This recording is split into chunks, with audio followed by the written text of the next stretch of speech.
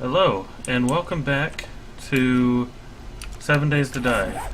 Today, we're gonna be doing something on my Iron Man challenge map.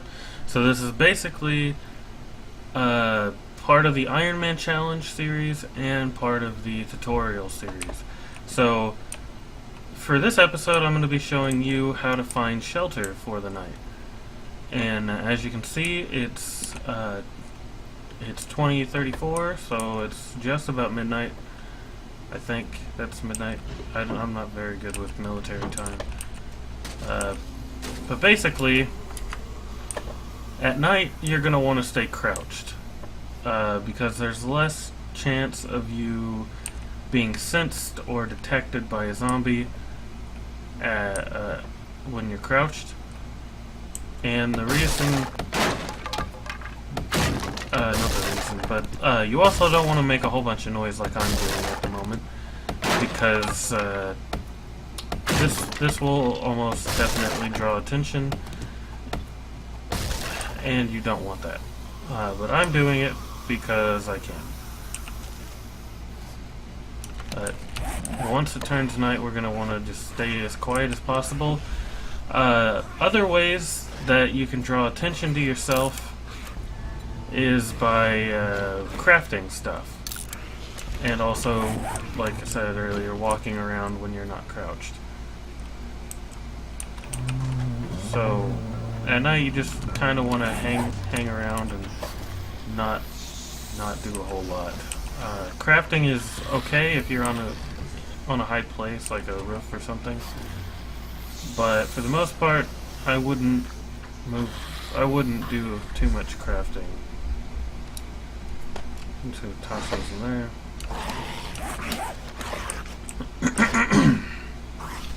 So we're just gonna hang out and see how this works. As you can see, there's a zombie outside that kind of wants me right now, and we're not going to let that happen, hopefully.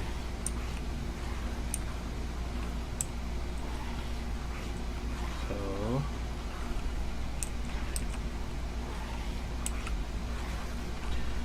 I almost forgot to see. I do not. Okay. I was seeing if I had a mining helmet on, but I don't.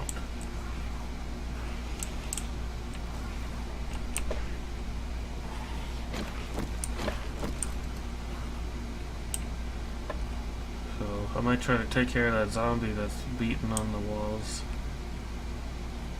Maybe. But I don't want to draw too much attention to myself.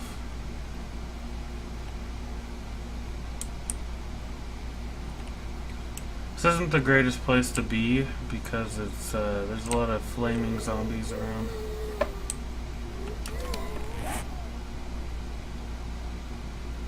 And one thing that you could do at night, if you're super careful, is you could go exploring.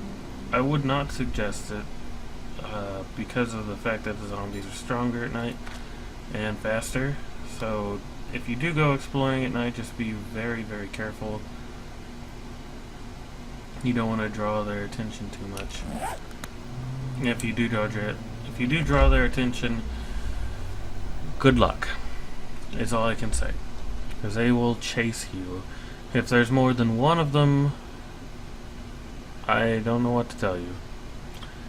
Just hope that you have a gun and that you can take them out. If you don't have a gun, then you're pretty well just fucked. Get a torch out because it's getting dark. So this is basically what I do at night. So I just, find a place to just hunker down. Now the one thing that I really don't suggest, as you progressively survive longer, I don't suggest being a nomad, because although if you want a challenge, definitely be a nomad, which if you don't know what that means, basically means you don't have a home and you just wander from place to place. It's a really great way to see a lot of the map and generate a lot of map. Honestly, I don't know if this game generates endlessly. I'm almost certain that it does because of what I've seen, but I don't know. But anyway, when you're a nomad, every seventh day is a little bit hard later on to survive in, especially if you start getting cops and feral zombies and dogs all on those nights. And I personally don't have any other better solution to deal with those hordes other than having a base of operations when those huge hordes come at you, because then you can set up defenses and dig some pretty deep trenches with woodlog spikes in them that you've upgraded to the farthest potential that you possibly can, and having guns, a lot of guns and bullets around, having a bunch of armor, and mobile spotlights. That way you can see the zombies coming and you can deal with them, the ones that get around the pits somehow. But also mines work really well. If that's what you fancy, mines will work just as well. I would have I'll explain a little bit later, like a good way to set up a base when you do want to survive the 7th days, like a really good base setup. If you're playing legitimately, it's going to take you a little while to get to a really, really good base, unless you're progressively building one up. On the Xbox version of this game, the one that I stream a lot, I do have a base where me and my girlfriend have kind of built up this house and made a bunch of wood log spikes and just wood spikes and put them along the outside of the house, dug a couple of pits, and we have a bunch of guns and bullets, what we can keep anyway, and it's been working pretty well, and we've progressively been transforming the house into a castle, or a little bit of a castle, I should say, because she just unlocked cement, so she's replacing the wooden house, the wood blocks on the house, with cement blocks, which is great, because cement is probably the best thing that you can make your base out of. It takes a lot of resources to make, but when you can do it, because you won't find any better defense. And that's all the tips I got for making a really good base. Like I said, I'll go into a little bit more detail with base building a little bit later. For now, we're just going to survive the first night, which shouldn't be too hard, because we have not been seen yet. That garage door is just busted open.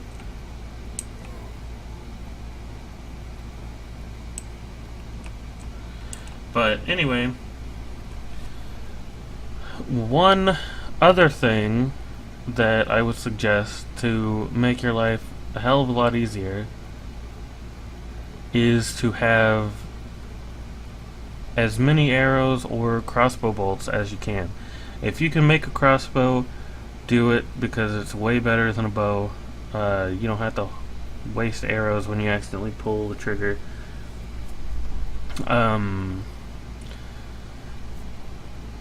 Also, I would suggest getting explosive crossbow bolts, and as many of them as you can, because they're a lot more effective than normal crossbow bolts. You'll probably need steel smithing to make a bunch of them, because you'll need steel arrowheads. So those are a couple things that I suggest. And also, pipe bombs work really well, rocket launchers work really well, but these are things that you have to wait a little while to get. So right off the bat, I would suggest trying to find the book Mini Bike for Dummies as fast as you can, and making a mini bike for yourself. and putting it in a place where you can use it to escape really, really easily. Because mini bikes are really good for holding extra items, especially if you put a basket on it anyway. And they're really good for escaping nights if you do get overwhelmed. Like, before you actually get a really good base set up, one that you know you can defend really well, if you do need to run, you'll have a means of escape in a really tight situation, which is very, very useful. I will say that for certain because I've had to use it myself, and let me tell you, sometimes you just don't know what's going to happen because you get some police officers, you shoot them once, and they just run at your house and explode a wall through your beautifully built house. And here comes all the zombies climbing up to the friggin' attic and just murdering you in your sleep. So, yeah, I am rambling on. I apologize. So, one suggestion that I have for choosing a spot to make a base is I suggest making your base somewhere near a water source. It doesn't have to be right next to it, but somewhere close to one, because you're gonna wanna keep making bottled water over and over again, and picking up I would suggest picking up all of the glass jars that you can, because the more water you have, the less time that you have to waste making more bottled water. So if you just take the time, maybe make a couple of campfires, and just use one specifically for bottled water to turn it into good water. Like this right here, this is good bottled water, this is bad bottled water. You don't want to drink that. And have another one for other stuff, such as like meat and whatever fucking else that you use a campfire for. I can't remember at the moment. But that's the stuff that I would suggest doing. Okay, I'm back. Sorry about that. I had an emergency. Anyway, I don't even remember what I was talking about now. Bases. Yeah. In the next episode, the very next episode, I will be showing you guys how to build a base that will withstand any attack. And to do that, I'm probably have to play for a little while, because there's certain things that you have to unlock to make sure that you're really well off, such as in the skills menu, you're going to want to be able to make, well, basically all of these bullets. And the easiest one to get to is 9mm bullets, 9mm rounds, shotgun shells, and even 7.62 ammo rounds doesn't take that much time to get to. The 44 Magnum rounds are the ones that take the most time to unlock, because they cost 40 gunsmithing points, 40 in gunsmithing, whatever you call it, points, levels, I don't know. But you're gonna want all of those, because eventually you will have all those guns. And gunsmithing, just so everybody knows, gunsmithing is in the crafting / miscellaneous menu. Or not menu, tab, I guess it's a tab. And it's right here, the gunsmithing. And you'll raise your skill in gunsmithing by reading schematics, gun schematics that you've already read. Even ones that you haven't read, you get a point in it anyway. You can also increase it by making arrows, I think, and repairing,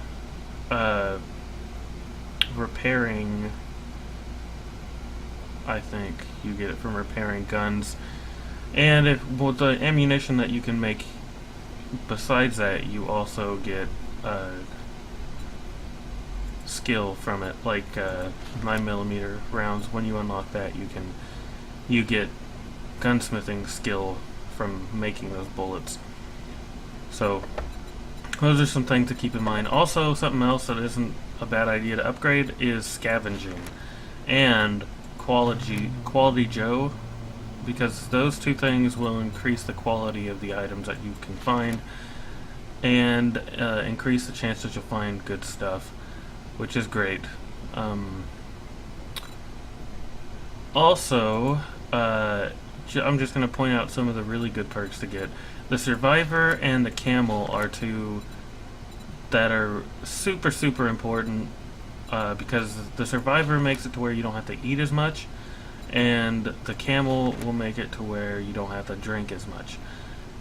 I would suggest at least waiting until you get all the bullets unlocked to get those, unless you're really hurting on those two. What I've noticed is that your hunger and thirst, at least on the console version, goes down a lot faster when you're playing split screen. At least I don't know if it does the same on multiplayer in general, but split screen it definitely does go down faster.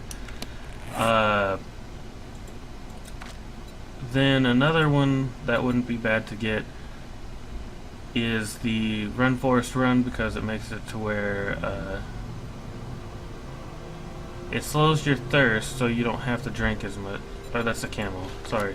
It uses less stamina per rank when you run, which is very, very good.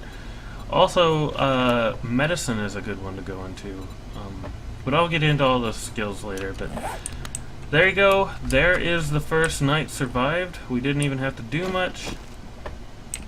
I'm gonna go ahead and head outside because it's kind of dark in here. But it's not hard to survive the first night as long as you find a good place to sit. You see that house is kind of broken down and it was still a good place to be. So, yeah, there you go. We're not in a very good neighborhood right now. So, probably get moving. The next time you see me, I will be showing you how to make, well, maybe not how to, but I will show you a pretty good setup for a base that will guarantee your survival for long, long periods of time. So, with that being said, I will see you all in the next one.